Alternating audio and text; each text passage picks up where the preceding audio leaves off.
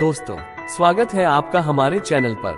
आज हम बात करेंगे एक ऐसे महान व्यक्ति की जिन्होंने अपनी जीवन यात्रा के माध्यम से न केवल भारत बल्कि पूरी दुनिया को अहिंसा, सत्य और मानवता का संदेश दिया।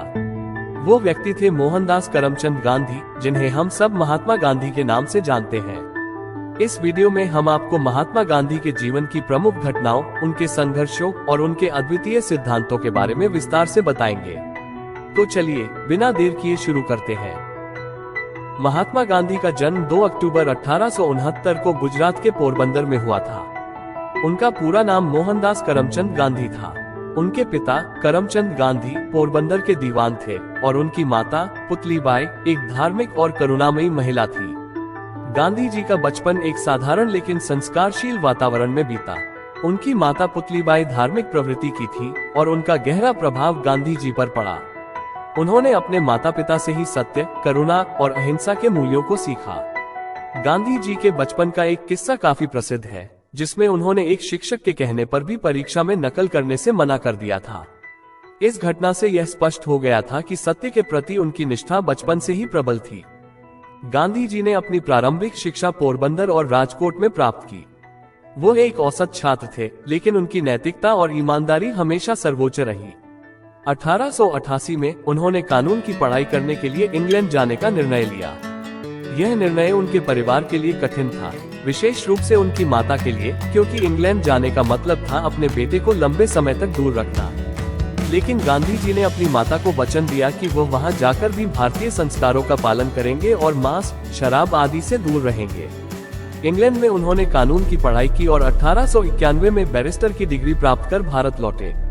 मुंबई में वकालत शुरू करने के बाद उन्हें विशेष सफलता नहीं मिली। इसके बाद 1893 में उन्हें दक्षिण अफ्रीका में एक मुकदमे के लिए काम करने का अवसर मिला और यहीं से उनके जीवन का एक नया अध्याय शुरू हुआ।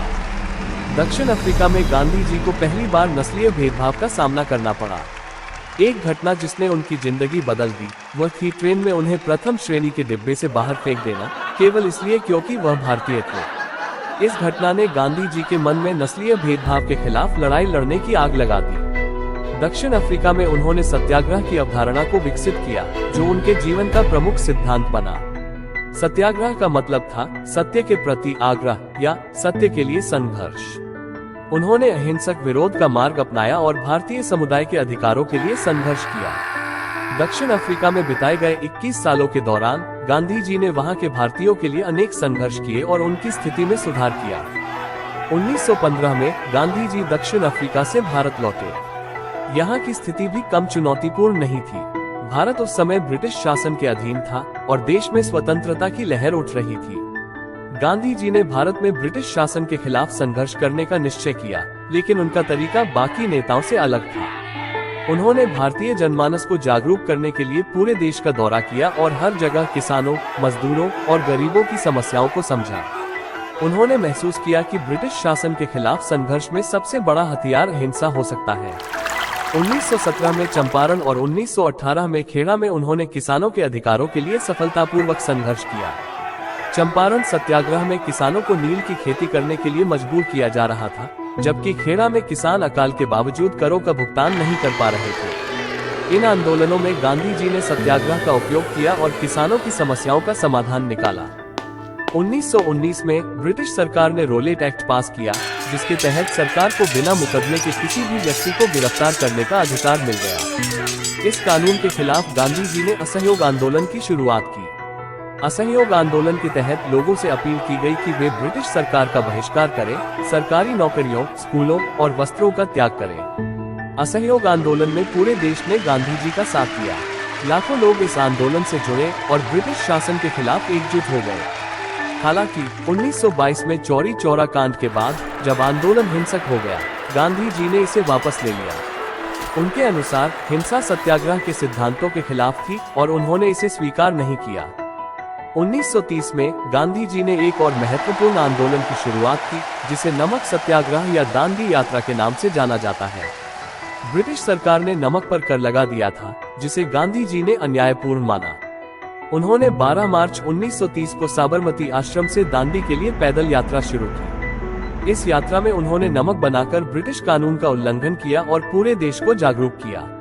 नमक सत्याग्रह के बाद गांधी जी ने सविनय अवज्ञा आंदोलन की शुरुआत की, जिसमें लोगों को ब्रिटिश कानूनों का उल्लंघन करने के लिए प्रोत्साहित किया गया। इस आंदोलन ने ब्रिटिश शासन को हिलाकर रख दिया और गांधी जी के नेतृत्व में भारतीय स्वतंत्रता संग्राम को एक नई दिशा मिली। 1942 में गांधी जी ने भारत छोड़ो आंदोलन की शुरुआत की। इस आंदोलन का उद्देश्य था ब्रिटिश शासन को भारत से पूरी तरह समाप्त करना।